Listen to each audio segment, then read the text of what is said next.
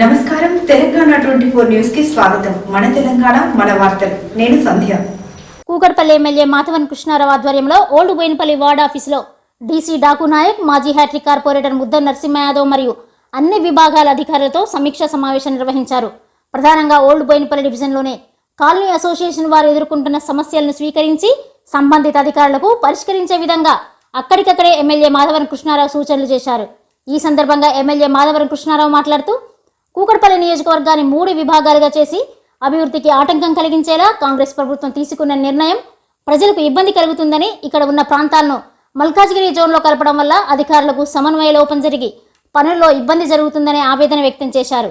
ఈ కార్యక్రమంలో అసోసియేషన్ సభ్యులు వారి ప్రాంతాల్లో ఉన్న సమస్యలను వివరించారు.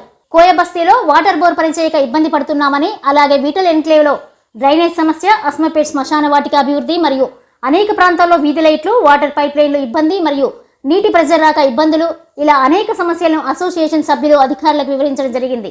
ఈ సందర్భంగా ఎమ్మెల్యే మాధవన్ కృష్ణారావు గారు ప్రజలకు ఎటువంటి ఇబ్బంది లేకుండా సత్వరమే వారు అందించిన సమస్యల్ని తీర్చాలని, లేని ఏడలా మున్సిపల్ కార్యాలయం ముందు ధర్నా చేయడానికైనా వెనుకాడని అన్నారు.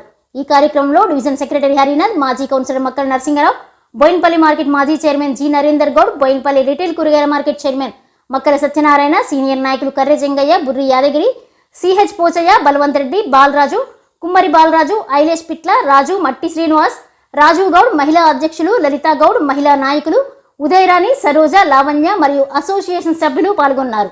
ఏదైతే కూకట్పల్లి కాన్స్టిట్యున్సీని ముందు నుంచి కూడా ఈ కాంగ్రెస్ గవర్నమెంట్ వచ్చిన తర్వాత మా కాన్స్టిట్యున్సీని 3 ముక్కలు చేసినటువంటి గొప్ప నాయకులు కాంగ్రెస్, మా ముఖ్యమంత్రి గారు. ఎందుకంటే మా ప్రజలు ఏం అన్యాయం చేసిందో మాకు తెలియదు, కానీ ఆ ప్రజలకు ఎన్ని ఇబ్బందులు ఉన్నాయంటే ఇలా మనం రివ్యూ మీటింగ్ పెడితే అర్థమవుతామని. మీరు కూడా విలేకరులు చూశారు. ప్రజలు ఎక్కడ పోయి అప్లికేషన్ ఇవ్వాలి, ఎక్కడ పోయి ఏం చెప్పాలనేది కూడా అవగాహన లేనటువంటి పరిస్థితి ప్రజలకు లేదు. ఆ రోజు అంటే ఒక వార్డ్ ఆఫీస్ బోయినపల్లి ఉండే, ఒక వార్డ్ ఆఫీస్ పత్తనగర్ ఉండే, ఒక వార్డ్ ఆఫీస్ బేగంపేట ఉండే. ఇవన్నీ కూడా ఈ రోజున తీసుకుపోయేసి ఎక్కడనో తిరుమలగిరిలో, ఎక్కడనో ఉప్పల్ దగ్గరనో పెడితే మా ప్రజలకు ఉన్నటువంటి కష్టాలు మామూలు కష్టాలు పెడతలేదు. దాని కొరకు ఒకటి 2-2.5 సంవత్సరాల నుంచి ఇక్కడ డ్రైనేజీలు పొంగుతూ ఉన్నాయి, వాటర్ సమస్య వచ్చింది, రోడ్లు వేస్తలేరు. మా బోయింగ్ చెరువు ఇంకా 25% కంప్లీట్ కాలేదు, అది దాన్ని పట్టించుకుంటలేరు. చెత్త చెదారం అట్లనే ఉంది. బంగారం ఇస్తానటువంటి కళ్యాణ లక్ష్మి లేదు.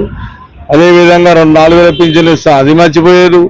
అదేవిధంగా 2,500 రూపాయలు అది మర్చిపోయారు. డబల్ బెడ్రూములు అది ఇస్తామని చెప్పి అది కథం చేసిండ్రు. ఇవాళ ఆ రోజు మేము చేసిన పని, మేము ఆ రోజు ఎమ్మెల్యేగా మా కార్పొరేటర్, స్థానిక కార్పొరేటర్ ముద్ద నరసింహ ఆధ్వర్యంలో కేటీ రామారావు గారు, కేసీఆర్ గారి నాయకత్వంలో జరిగినటువంటి పనులు తప్ప ఇవాళ ఎక్కడ కూడా ఈ 3 జన కనబడలేదు. కనబడకపోక ప్రజల్ని ఇబ్బంది పెడుతుంటూ మన ప్రజలకు ఆఫీస్ వేయడం కూడా చెప్పారు. ఇలా మా విలేకరులు కూడా వాళ్ళకి ఆఫీసులు వెళ్ళిన పరిస్థితి. అంటే ఎంత భయంకరంగా, ఎంత ఆలోచన మెద్ద ఉద్ధరించేస్తున్నాము. అసలు తెలంగాణలో హైదరాబాద్ బ్రహ్మాండంగా ఎగిపోతుంది, లైట్లతో వెలిగిపోతుంది అని చెప్తున్నారు. లైట్లు వెలుగుతున్నాయని వాళ్ళు చెప్తున్నారు, డ్రైనేజీలు పొంగుతున్నాయి అని చెప్తున్నారు.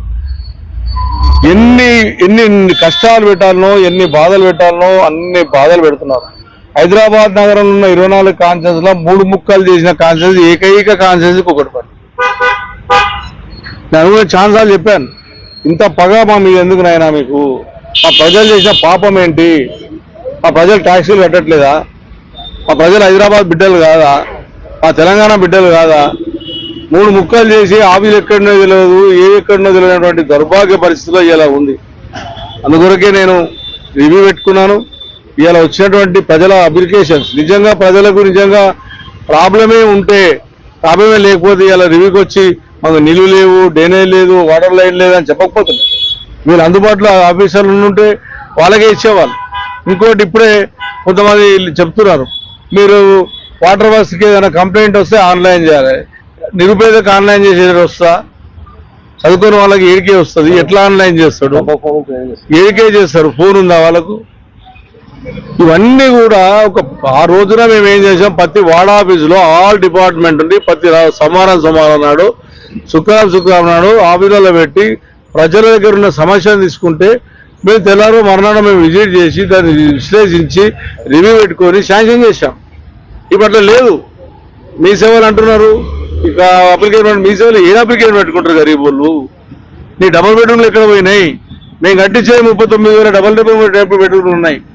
నేను నిన్న కూడా ఎలక్ట్రానిక్ మీడియా ప్రెస్ మీట్ చెప్పాను, ఏవి డబుల్ బెడ్రూమ్ ఆన్లైన్లో ఇస్తలేరు, ఇది నామినేషన్ వరకు ఇస్తున్నారు అని.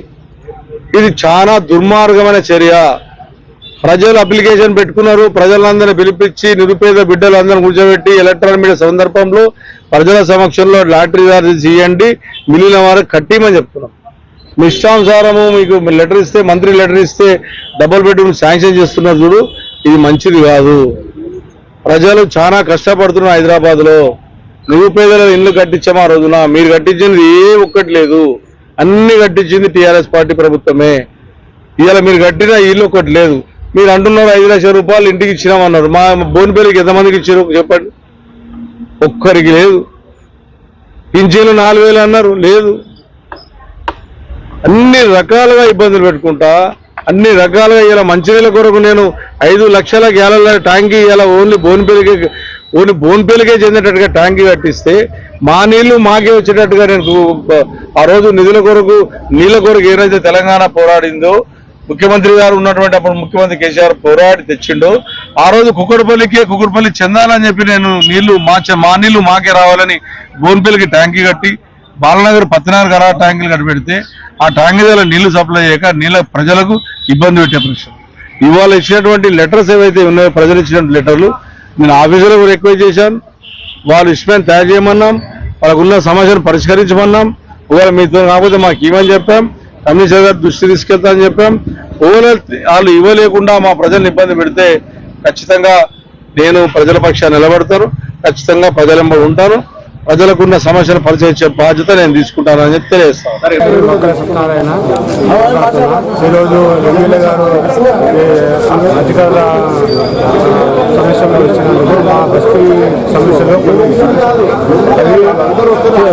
చెప్పుకున్నాము. ఒకటి ఏంటంటే మా సుబ్బారెడ్డి బిల్డింగ్ గురించి మా గంగాబాయి ఇంటి దాకా డ్రైనేజ్ ప్రాబ్లం ఎప్పుడు పొంగుతూనే ఉంటుంది. దానివల్ల డ్రైనేజ్ చేసి సీసీ రోడ్ ఏమని చెప్పేసి ఒక మంత్రం ఇచ్చాము. ఇంకోటి అంజనేయ స్వామి గుడి కాడ నుంచి మన కట్టమ స్వామి గుడి దాకా డ్రైనేజ్ కూడా డ్రైనేజ్ పెద్దగా చేసి రోడ్డు కూడా వేయాలని చెప్పేసి చెప్తున్నాం. ఇంకోటి చంటి దుకాణం కాడ నుంచి కింద మసీదు ఉంది, అక్కడ కూడా డ్రైనేజ్ ప్రాబ్లము, రోడ్డు ఉంది. అవి ఆ సమస్యలని మేము మా ఎమ్మెల్యే గారి షాప్కు చెప్తున్నాం. లెటర్ ద్వారా మేము ఇచ్చాము. ఇవి న్యూస్ అప్డేట్స్. మరిన్ని అప్డేట్స్ కోసం చూస్తూనే ఉండండి తెలంగాణ 24 న్యూస్.